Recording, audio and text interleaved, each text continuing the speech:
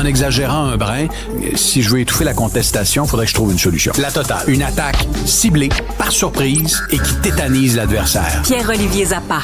Il signe le texte le plus consulté aujourd'hui sur le site du journal. Il fait même la page couverture. P.O. Zappa, qui est un traître. Parce que moi, je fais partie de l'équipe électrique. Je suis fier de conduire une auto électrique. Un traître, mesdames et messieurs. Il dit qu'il a bien trippé au début, mais qu'il a complètement décroché. Salut Richard. Salut, excellent texte. Merci. Ça fait beaucoup jaser. Ça fait jaser. L'objectif, c'était une contribution au débat public sur les politiques publiques qui entourent le déploiement des véhicules électriques. Oui, ça fait beaucoup réagir. J'ai entendu plein de gens. Écoute, j'ai arrêté tout à l'heure au dépanneur, on m'en a parlé. À l'épicerie, on m'en a parlé. Mes voisins m'en ont parlé. Mes parents m'en ont parlé. T'as l'air fâché sur la photo. Ben, écoute, j'ai l'air de quelqu'un qui est un peu tanné parce qu'il y a des irritants. Et je suis parti de ce qui pourrait relever de l'anecdote, mon expérience avec 2 véhicules électriques, pour ensuite réfléchir à comment collectivement on peut articuler la transition vers l'électrique, vers des énergies renouvelables. Bon, première chose, tu trouves qu'il n'y a pas assez de bornes? Il n'y a pas assez de bornes. Tu sors de Montréal, Richard, tu t'en vas à Québec, il n'y a pas assez de bornes. Il n'est pas normal qu'on nous vante la simplicité d'un véhicule électrique, mais que chaque fois que je fais Montréal-Québec, il faut que je coordonne le choix de mon hôtel avec la disponibilité d'une borne. Je te donne un exemple. Nous, on va au Hilton en famille à Québec. Arrive au Hilton, il y a 2 bornes pour l'ensemble de l'hôtel. Ah oui. Alors là, tu es là sur ton téléphone, puis là, tu vérifies la disponibilité de la borne. Et là, dès que la borne se rend disponible, là, tu cours pour aller là. Et sais-tu quoi? Lorsque je fais un saut à Québec, parce que récemment, je devais aller, par exemple, pour un événement de la Chambre de commerce avec TVA Québec, j'ai pas énormément de temps devant moi. Je suis pressé. Je dois choisir mon hôtel. Il y a 2 hôtels à Québec où j'ai pas eu de problème. C'est le Château Frontenac et le Capitole. Ah ouais? La facture de ces hôtels-là, dis-moi, c'est pas à la portée de tous. Et heureusement, là, c'est pas moi qui avais à débourser ça. C'est pas accessible à tout le monde. Et c'est un peu le mot que je veux dire. On peut avoir des discours apologétiques sur le véhicule électrique. Si vous habitez dans un condo puis que vous n'avez pas accès, ou un appartement, vous n'avez pas accès à une borne à la maison, ça complexifie la détention d'un véhicule électrique. Et tu me fais rire dans ton texte parce que tu parles des aventures des gens qui veulent brancher leur auto l'hiver. Moi, je peux brancher mon auto, mais j'ai un stationnement intérieur, donc j'ai pas ce problème-là. Mais tu dis, à l'extérieur, c'est pas évident de manipuler le fil électrique. Alors, il y a des bornes rapides. Si vous êtes dans votre voiture là, puis que vous conduisez à essence, là, je vais vous expliquer comment fonctionne le branchement d'une borne rapide sur le circuit électrique. Je parle pas des bornes Tesla, les bornes du circuit électrique. Alors, c'est des bornes où il y a un fil là, que je compare dans ma chronique à un anaconda. Et c'est un très gros fil qui est retenu avec une tension. Et là, pour le déployer sur plusieurs mètres, il faut vraiment tirer. Ça demande un effort physique soutenu. Et c'est gelé des fois. C'est gelé l'hiver. Alors là, et puis le fil n'est plus flexible. Alors là, tu sais, des fois, je ris de moi-même. Je riais de moi-même l'hiver. Les 2 pieds dans la neige à Trois-Rivières, par exemple. Puis là, tu viens d'attendre une demi-heure pour que la borne se libère en regardant les autres autour de toi et en disant, mais qu'est-ce que je suis en train de faire? Richard, cette réflexion que j'ai aujourd'hui sur le véhicule électrique, c'est une réflexion personnelle, mais si je regarde l'état du marché... Il y a plusieurs personnes qui déchantent comme toi. Depuis la baisse des subventions fédérales et provinciales, le marché s'est effondré. Les ventes sont en baisse de 40 % sur un an au Québec. C'est dire que pour que le marché du véhicule électrique soit en effervescence, il faut que le gouvernement mette de l'argent. Il faut que le gouvernement subventionne ces chars-là pour qu'ils constituent un attrait pour les clients. Et ça, c'est pas normal. Si artificiellement, on gonfle ce marché-là, qu'on subventionne tous les véhicules électriques, peut-être que le taux d'adoption va être plus fort. Mais dès qu'on retire les subventions, le marché s'effondre. Mais c'est bizarre parce qu'on est à contre-courant, parce qu'on se lance dans la filière électrique. On se lance dans la filière électrique. On rentre au party alors que les gens s'en vont, il est 3 heures. On rentre dans la filière électrique alors que les constructeurs eux-mêmes tirent la sonnette d'alarme. Je vais te donner 2 exemples. Ford. Tu connais ma passion pour les états financiers. Quand je lis les états financiers de Ford, le constructeur américain perd plus de 130 000 $ par véhicule électrique vendu. Ce que ça veut dire concrètement, c'est qu'on n'a pas réussi encore à amortir les coûts de développement, de fabrication et de conception des véhicules électriques. Donc, les constructeurs perdent de l'argent. Un autre américain, GM, la semaine dernière, a décidé d'annuler la construction d'une usine électrique de 300 millions de dollars à New York et de privilégier la construction avec un coût de près d'1 milliard de dollars d'une usine de moteurs à essence V8. Alors, vois, les constructeurs font marche arrière. Les politiciens également s'interrogent. Aux États-Unis, le Sénat américain a voté pour empêcher la Californie d'obliger tout le monde à acheter un véhicule électrique à partir de 2035. Et l'horizon 2035, ça nous interpelle parce qu'on a fait un copier-coller de ce que les Californiens font au Québec et au Canada. Dans à peine 10 ans, théoriquement, les moteurs à essence seront interdits dans les véhicules neufs. Et j'ai envie de dire, il faut rapidement y penser parce que à la fois les constructeurs ne sont pas prêts. Il faut que le prix baisse, il faut qu'il y ait plus de bornes, il faut que... Il pourrait y avoir des événements qui changent la donne. Du jour au lendemain, Richard, on accepte que les véhicules chinois à bas prix, là, que pour 16 000 $, on puisse se procurer un bon véhicule électrique. Peut-être que la donne va changer et complètement transformer le marché. On n'est pas à l'abri de ça. Le facteur chinois est important.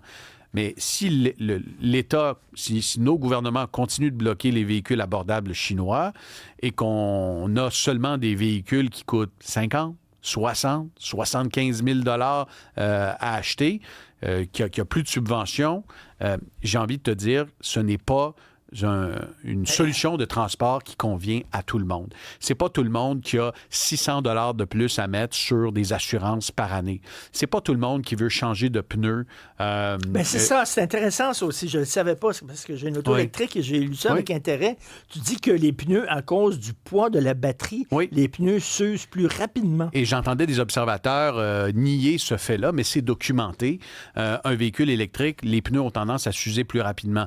Là, j'entendais des intervenants qui disaient, ben non, il faut choisir des bons pneus. Et écoute, j'ai toujours conduit avec des Michelin X-Ice, permettez-moi de le mentionner.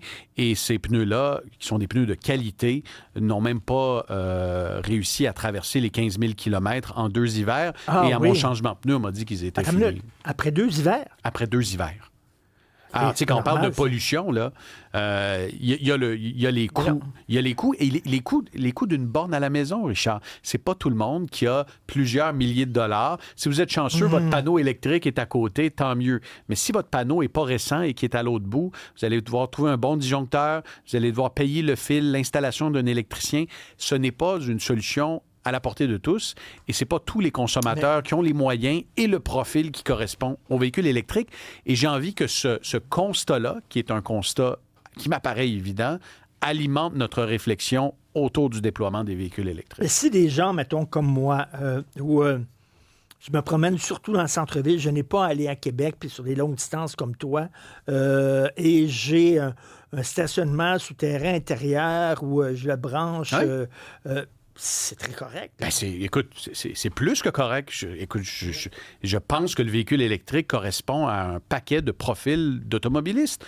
Si vous êtes content, si le véhicule correspond à vos besoins, tant mieux. Je suis loin d'être contre l'électrique. À la limite, Richard, les 2 véhicules électriques que j'ai conduits étaient probablement parmi les plus agréables. En termes de conduite, j'ai adoré. La majorité du temps, c'est un véhicule qui me plaisait. Non, mais t'es pas anti-électrique en disant que t'es très déçu. Mais j'ai une déception et une interrogation sur la façon dont nos élus entrevoient l'avenir de la mobilité. C'est-à-dire que est-ce qu'on veut vraiment se dire que dans quelques années, on va couper net aux véhicules à essence, au risque de voir des constructeurs disparaître, une industrie en péril chez nous en Ontario, parce que les constructeurs n'auront peut-être pas les reins assez solides pour faire une transition aussi rapidement. Et ce qui est écrit aussi, c'est que ce marché-là, on le maintient artificiellement par idéologie. On le maintient et on l'encourage artificiellement. Je vais donner l'exemple des autobus Lyon, Richard. Les autobus Lyon sont subventionnés. Le gouvernement a décidé de rajouter des subventions. Sans les subventions là, aux transporteurs scolaires, il n'y a presque pas un autobus Lyon électrique qui serait vendu au Québec. Artificiellement, on crée une demande. Et ce qu'on voit avec les véhicules électriques pour toi et moi, là, pour le commun des automobilistes, c'est la même chose. On crée une demande et on booste une demande de façon artificielle en subventionnant ces véhicules-là. Richard, lorsque j'ai acheté ces 2 véhicules électriques-là, en fait, je suis en location, les gouvernements donnaient des subventions de 12 000 Je suis chanceux, je suis privilégié. J'ai 12 000 de subvention pour un véhicule qui, finalement, va me coûter pas mal moins cher. Mais du jour au lendemain, si le gouvernement décide de ne plus subventionner ces véhicules-là... Bien, ça va tomber. Là. Permets-moi de te dire qu'ils deviennent beaucoup moins attrayants. Et les constructeurs sont encore loin du jour où ils vont arriver à un seuil de rentabilité qui va leur permettre de baisser le prix de ces autos-là. Là, c'est la question quiz à 50 000 ton prochain char, ça va être une auto à essence? J'ai opté pour un modèle hybride qui me convient. Je suis dans la confidence, Richard, avec toi et nos auditeurs. C'est un modèle hybride qui correspond davantage à mes besoins, à ceux de ma famille. Ce sont des micro-frustrations que j'ai vécues. À la limite, c'est des problèmes, comme on dit en anglais, de first world problem. Oui, là. Mais ce que je voulais davantage faire avec cette chronique-là et inciter, c'est une réflexion collective autour du virage qu'on est en train d'entreprendre. Parce que c'est bien beau de dire...